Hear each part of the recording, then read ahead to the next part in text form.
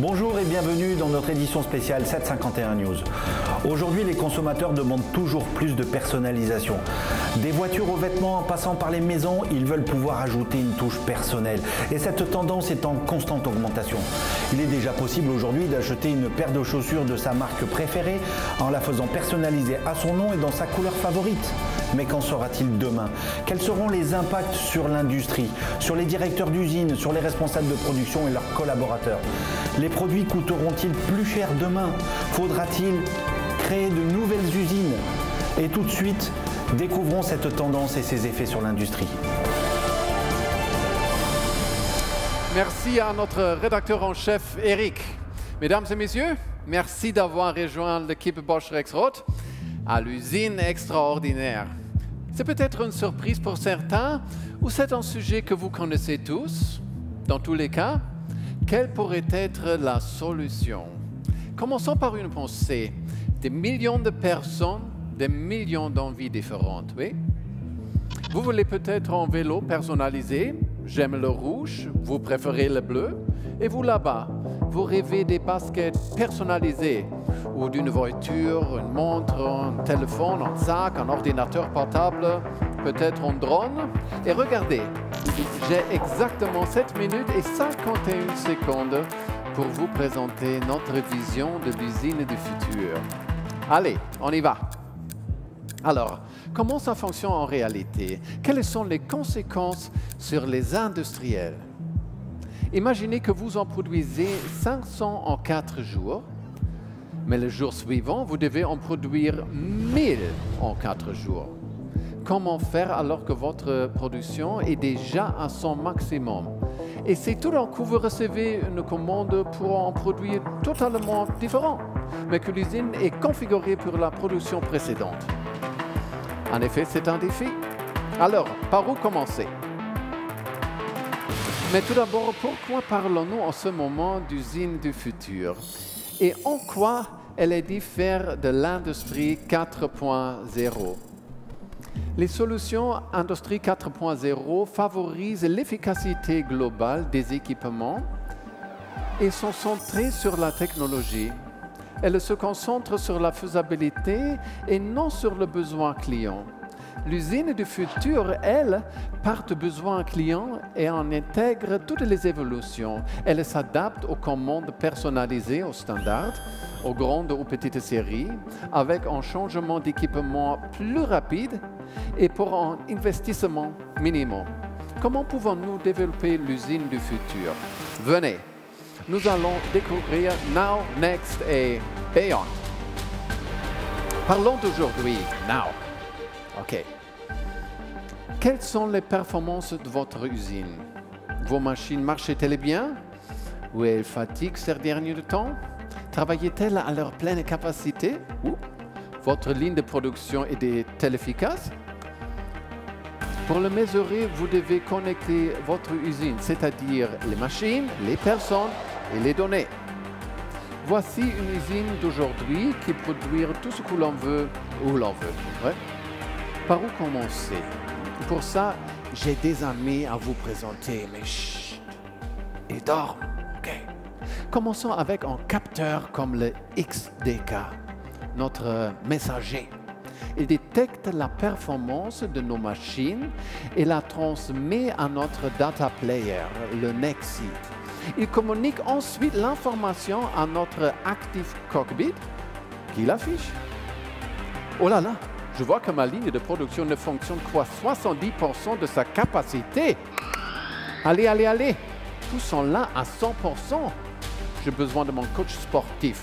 Allez, IoT Gateway, remets-les en forme. Ah, voilà, regardez, c'est mieux, je produis plus. Oh, attendez un peu. Qu'est-ce qu'il se passe? Je pense que mes machines n'étaient pas prêtées pour ça. Ouh là là! Que faire? OK, on pourrait avoir un problème. OK. Faisons simple. Je vais faire une mise à jour. Allez. Parfait. Nous avons augmenté sa production et le de nouveau en forme. Donc, avons-nous accompli aujourd'hui? Nous avons connecté notre usine, augmenté notre productivité et... intéressantes ces lunettes. Oh, ouh là là, ok. Wow, nice. Grâce à la maintenance prévisionnelle, nous avons identifié et résolu le problème rapidement.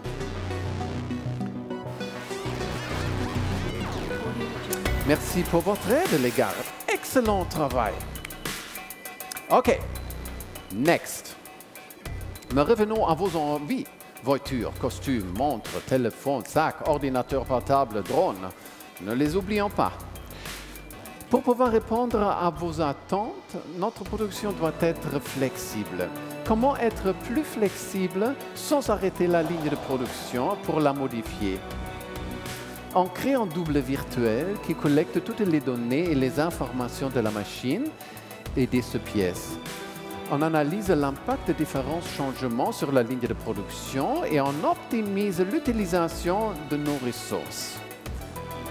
Bien, souvenez-vous du scénario de production de 500 vélos en 4 jours qui passe tout à coup à 1000 en 4 jours. Que faire? Eh bien, il faut être plus flexible. Et pour cela, j'ai besoin de mon équipier, le robot APAS. Il n'est pas fixé au sol, donc je peux le déplacer. Allez, viens mon ami. Bon, nous sommes plus flexibles, nous pouvons ajouter une ligne de production. Mais comment organiser le transport des pièces au début et en fin de ligne? Pour ça, nous avons notre livreur. Le voici. Qu'avons-nous fait?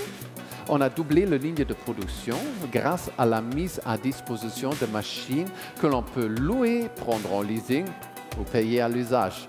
Cela permet de contrôler vos coûts. Et en cas de défaillance, les machines sont assurées et c'est Rexroad qui s'en occupe. Plus simple, non? Oui. Voilà, votre commande est prête. Et excellent! Avant de parler du futur... Oh! Le temps? Le chrono, Data Player, viens ici. Salut. Il me reste combien de temps? Oh. Alors, quoi? Articule en français, s'il te plaît. Pas si vite. Il te reste 1 minute et 40 secondes. Oh. Allez, au boulot. OK, pardon. Maintenant, le futur. Beyond. Comment produire en petite série alors que nous faisons en général de la production de masse sur un article unique? Et si on recevait une commande spéciale? Dans notre exemple, l'usine produisait des vélos. Et si elle devait produire son scooter? Peut-on le faire? Ou doit-on renoncer à la commande? C'est quand même une commande. Comment modifie-t-on notre ligne de production si rapidement et sans augmenter les coûts? Combien de temps va prendre la mise en place? Il semble que le livreur a une vision. C'est peut-être parce qu'il vient du futur? OK, on est alimenté en puissance par le sol. Ça donne plus de flexibilité. On est connecté en 5G. Qu'est-ce que ça nous apporte? En temps de mise en service réduit. Oh, et les machines peuvent se déplacer toutes seules. Ça change la donne. Surtout en sachant que votre investissement est faible et que vous êtes assuré en cas de défaillance des machines. Donc, grâce à ces fonctionnalités, vous pouvez configurer votre usine pour produire en petite série ou en masse et ajuster les quantités en fonction de la demande. Cela va au-delà de l'industrie 4.0 et répond à vos souhaits. 751, on y est arrivé. Promesse est tenue. Vous vous demandez pourquoi 751? Eh bien, c'est l'heure de notre rendez-vous. Chaque matin, à 7h51, nous postons un article sur le blog. Maintenant, pourquoi pas rejoindre nos experts sur notre stand? Oh, je vais prendre un café. Oh, Tu veux aller boire un café? tu es encore là? Oh, il veut m'inviter à boire un café. Bonne idée, allons-y. Passez une bonne journée à la découverte de l'usine du futur et à Bosch Rexroth. C'est extraordinaire. Merci, mesdames et messieurs.